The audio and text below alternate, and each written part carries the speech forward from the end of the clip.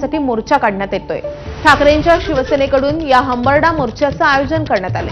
शहरामधल्या क्रांती चौकामध्ये शिवाजी महाराजांच्या पुतळ्याला अभिवादन करून मोर्चाला सुरुवात होईल।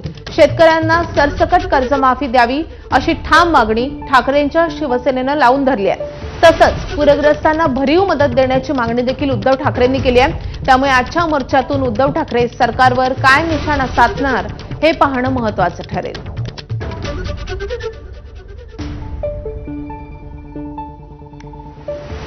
दरम्यान ठाकरेंच्या शिवसेनेच्या आजच्या संभाजीनगरमधील मोर्चाला इम्तियाज जलील यांनी पाठिंबा दिलाय।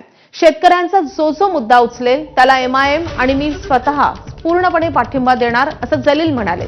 तर त्यांनी सांगितलं तुम्ही पण येऊ शकता तर सहभागी होऊ असंही इम्तियाज जलील म्हणाले।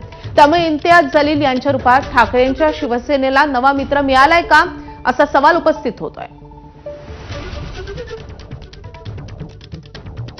शेतकऱ्यांचा जो मुद्दा उचलणार आहे एमआयएम पक्ष मी स्वतः त्याला पूर्ण पाठिंबा देणार आहे। त्यांनी आम्हाला सांगितलं की तुम्ही पण येऊ शकता तर आम्ही नक्की जाऊ, पण आमचा जे कोणी या मुद्द्यावर रस्त्यावर येणार असेल तर आमचा पूर्ण पाठिंबा त्यांना आहे। यानंतर बुलेटिनमध्ये घेणार आहोत महत्त्वाच्या घडामोडींचा